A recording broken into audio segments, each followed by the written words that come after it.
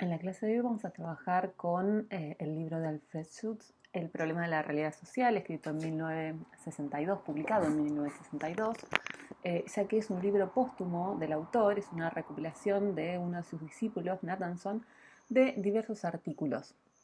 Este capítulo 2, Formación de conceptos y teorías en las ciencias sociales, fue escrito por el autor en 1952 a partir del debate en la Asociación de Filosofía de los Estados Unidos con dos autores que hemos visto en unidades anteriores, Nagel y Hempel. En este texto, principalmente, o en una primera parte, retoma esta discusión con Nagel y Hempel para señalar sus posturas, es decir, cuestiones respecto al comprensivismo y también respecto a la explicación en ciencias sociales. Aquí desarrolla también un concepto central que va a ser el de Verstegen, es decir, el de comprensión, tanto a nivel del sentido común como la comprensión en ciencias sociales. La pregunta que va a girar y que va a intentar responder a lo largo del capítulo es cómo es posible elaborar conceptos objetivos y una teoría objetivamente verificable de estructuras subjetivas del sentido. Antes de comenzar con el texto, vamos a trabajar los principales conceptos del autor como para poder clarificar la lectura de este segundo capítulo. La primera cuestión que vamos a señalar es qué es para el autor el objetivo principal de las ciencias sociales. Para él es el conocimiento organizado de la realidad social.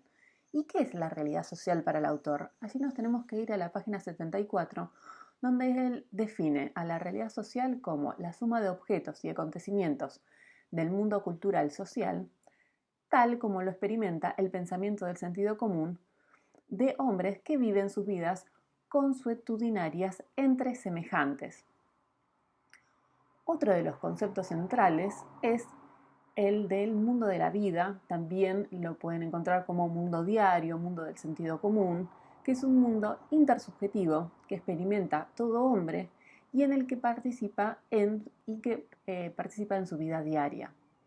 Es el mundo social, es experimentado como un mundo provisto de sentido. Es decir, y acá es central la intersubjetividad y el carácter social que nos hace inteligible y posible el mundo de la vida.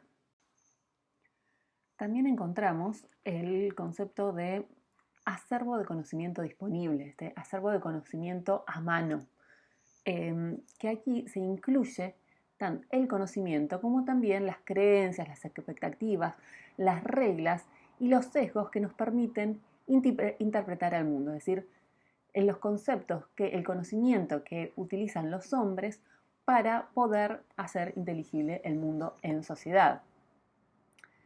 Y así encontramos que todo individuo adulto enfoca su mundo con un acervo de un conocimiento disponible, que es este conocimiento que decía antes, conocimiento sumado a las creencias, como a las expectativas, como las reglas y este sesgo individual que se forma con nuestras experiencias y el conocimiento socialmente preformado que heredamos. En todo momento de la vida de un individuo, este se encuentra en una situación biográficamente determinada, es decir, no es solo un ser físico en un mundo especial, temporalmente objetivo, sino que va a dotar de significado sus experiencias y tiene una posición en el mundo determinada por esta situación biográfica y este conocimiento, este acervo de conocimiento disponible a mano. También otra de las cuestiones centrales en torno de los conceptos del autor es que el interés del individuo es un interés práctico, no teórico. Y aquí con esto critica el punto de vista de muchos filósofos contemporáneos que están dominados por lo que él considera una visión del conocimiento propia del observador, no de los individuos que viven su vida cotidiana en él.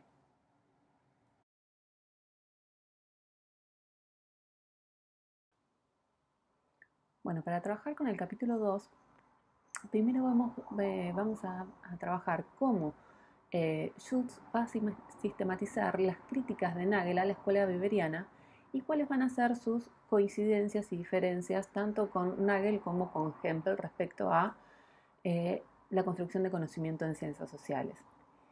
El autor va en la primera parte del texto a retomar las afirmaciones de Nagel respecto a Weber en la estructura de la ciencia.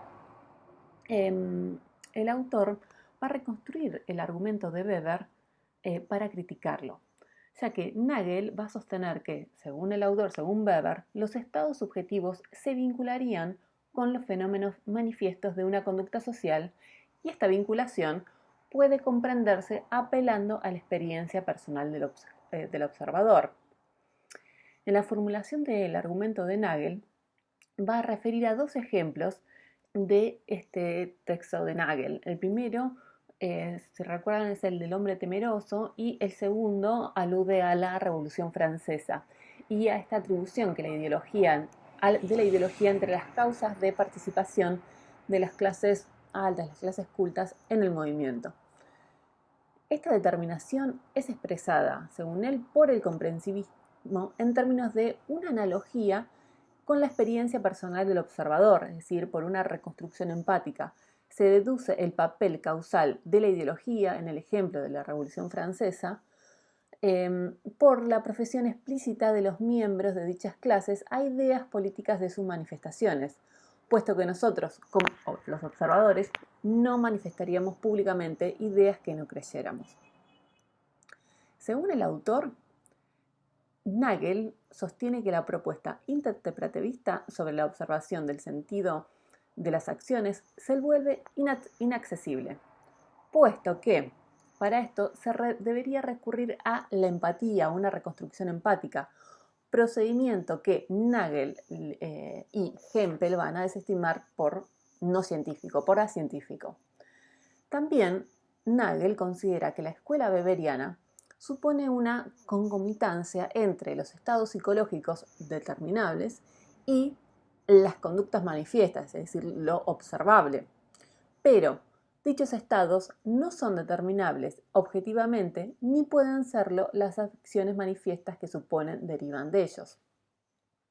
Según Nagel, a través de la conducta manifiesta se pueden conocer tanto las relaciones causales externas como los motivos que le dieron origen, si se entiende como relación entre ambas cosas, como una correlación basada en algún tipo de regularidad. Es decir, es posible que suceda tal cosa dada X circunstancias, es decir, una relación de causa-efecto producto de cierta regularidad. Y por lo tanto, no hay motivo para preferir explicaciones subjetivas donde puedan darse explicaciones objetivas de índole conductista. Es decir, no hay motivos para preferir reconstrucciones empáticas o explicaciones subjetivas cuando se pueden dar explicaciones objetivas a nivel de regularidades entre correlaciones de un evento dada ciertas circunstancias como él propone.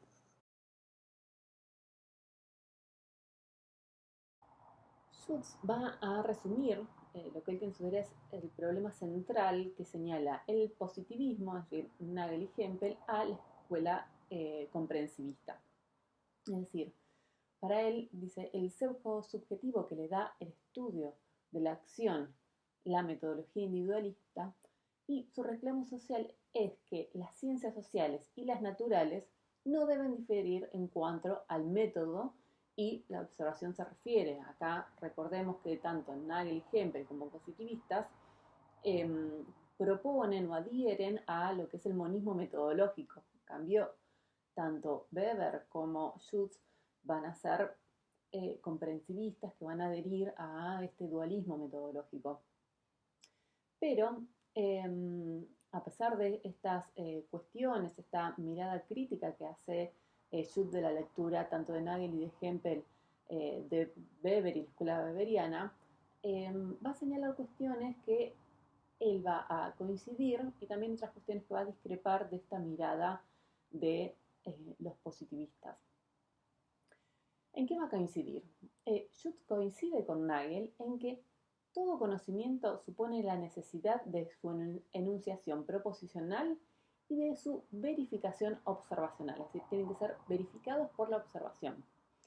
También acuerda en que el significado del término teoría implica una formulación de variables relacionadas a través de regularidades empíricas. Y en este sentido, no deben diferir las ciencias sociales de las naturales. Por otro lado, al igual que Nagel, coincide en la necesidad de un método basado en la empatía conduciría a subjetividades impropias para la ciencia. Pero, a pesar de estas similitudes, Schutz va a señalar que el término experiencia, tal como lo retoman Nagel y Hempel, que está ligado solo a la observación sensorial externa y controlable, para el autor esta concepción de experiencia es estrecha, ya que para el autor tiene que utilizarse de manera más amplia el término experiencia. Para Schutz, la noción de experiencia incluye la forma experiencial a través de la cual el sentido común comprende las acciones humanas y su significado. Esta noción va a alejar a Schutz del pensamiento positivista. Algo similar va a suceder con la mirada de la noción interpretación subjetiva. Este término, va a señalar Schutz, no refiere a, tal como lo comprende el positivismo, a una especie de introspección, es decir, una reconstrucción subjetiva incontrastable, que como vimos en la clase anterior, para Weber tampoco significaba interpretación subjetiva, esto, es decir, una reconstrucción empática. Por eso, para el autor, para Schutz, la ciencia social pretende ofrecer interpretaciones objetivas de los sentidos subjetivos de la acción. Y el acceso al sentido que el actor le da a las acciones es objetivo, porque, como va a señalar en la página 77, normalmente sabemos qué hace el otro, por qué razón lo hace, por qué lo hace en ese momento particular y en esas circunstancias particulares. Esto significa que experimentamos la acción del otro en términos de sus motivos y los fines. Pero, para analizar estas cuestiones vamos a trabajar dos conceptos centrales, que van a ser los de la realidad social que vimos al principio del video, y el de la comprensión.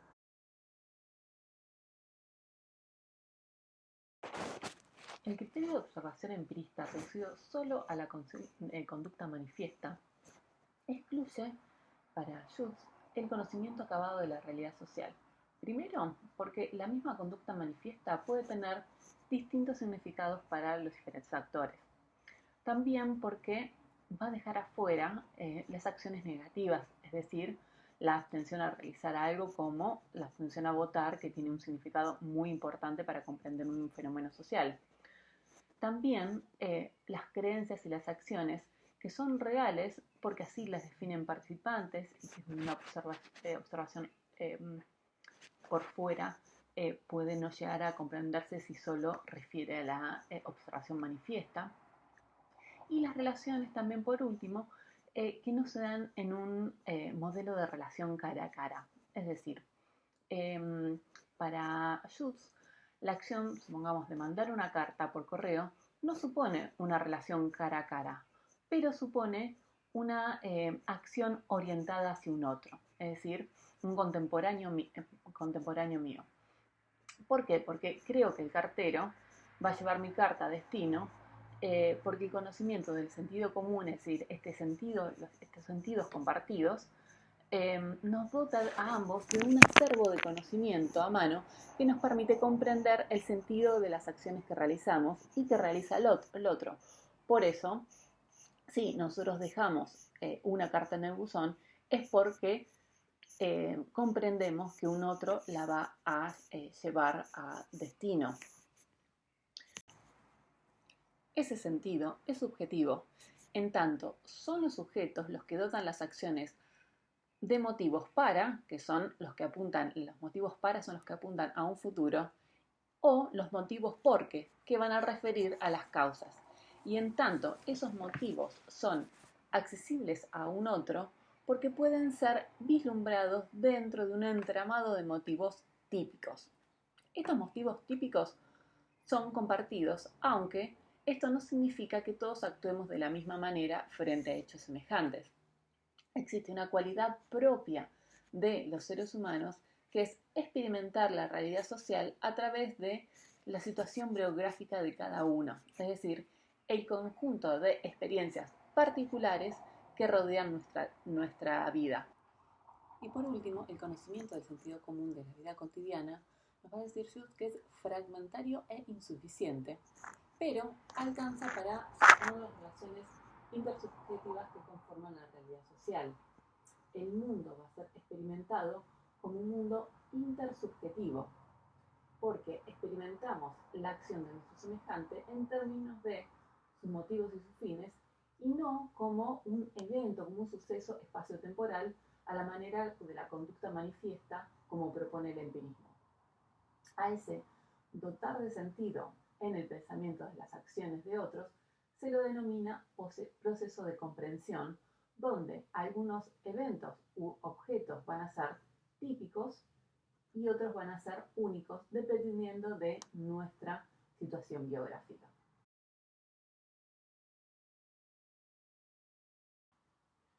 Ahora el autor va a trabajar con el término comprensión y va a señalar que es necesario distinguir tres vertientes, tres acepciones del concepto de comprensión y que hasta ahora solamente se ha utilizado la primera acepción, es decir, como comprensión como método utilizado por el pensamiento del sentido común para orientarse dentro del mundo social y cultural. Es decir, la comprensión es la forma en la que por medio de la experiencia de socialización o aculturación, como le llama el autor, tomamos conocimiento del mundo social, es decir, el proceso por el cual el sentido común nos permite tipificar y significar las interrelaciones que ejercemos día a día.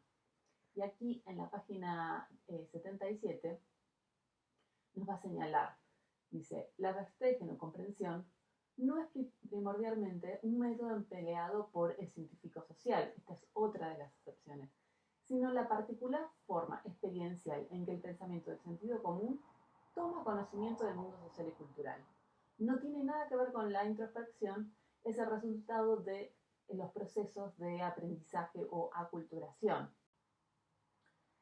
La objetividad del sentido de las acciones está sostenida por la coparticipación experiencial de las personas en un mismo horizonte de sentido. Es decir, la certeza en la comprensión, va a decir el autor en la página 77, no es en modo alguno un asunto privado del observador, imposible de controlar por la experiencia de otros observadores. Es controlable al menos en la misma medida en que las percepciones sensoriales de un individuo son contrastables por cualquier otro individuo colocado en ciertas condiciones. Es decir, es en este horizonte en el que se originan los conceptos de ciencia natural y el que posibilita la investigación. Y acá comienza a develar esta segunda acepción de comprensión como problema epistemológico, donde va a señalar, que es el que por ahí no nos vamos a enfocar en esta clase, el que tampoco se enfoca en este capítulo, donde va a señalar que la Verstegen, en tanto problema epistemológico o problema de Kant, constituye, va a señalar un escándalo de filosofía, ya que no ha encontrado todavía una solución satisfactoria en el problema de nuestro conocimiento. La tercera excepción es la comprensión como método de las ciencias sociales. Aquí encontramos que la comprensión se desdobla, bueno, principalmente en aquellas que propia de la vida cotidiana, que estuvimos viendo al principio, como aquella que constituye el método de las ciencias sociales y que aplicará la primera para su develamiento. ¿Esto qué quiere decir? Los objetos en que el especialista en ciencias sociales construye para comprender esta realidad social deben basarse en los objetos del pensamiento construidos por el pensamiento del sentido común de los hombres que viven su experiencia cotidiana dentro del mundo social. Esto está en la página 80. Es decir, acá, por un lado, señala esta distinción fundamental entre comprensión del sentido común y comprensión como un método de las ciencias sociales, por lo cual también va a explicar por qué es el error de los positivistas en el concepto de comprensión, porque no pueden distinguir entre estas dos excepciones. Aquí va a señalar que los positivistas tildan el proceso de comprensión como subjetivo en un sentido que remite a esta introspección privada, esta reconstrucción imaginativa, que es incontrastable, tanto que nos lleva a un mundo privado, un mero proceso psicológico. Pero porque los positivistas entienden comprensión como manera de entender los motivos privados de la persona y no como una herramienta que permite esta interacción sobre un horizonte compartido, como una condición de posibilidad. El autor va a señalar que este tipo de confusiones requieren la distinción del concepto de comprensión y de los distintos niveles en los que interviene. Y aquí va a señalar que las construcciones de las ciencias sociales son de segundo grado porque son construcciones de las construcciones del sentido común, por medio de las cuales los hombres dotan de sentido sus acciones.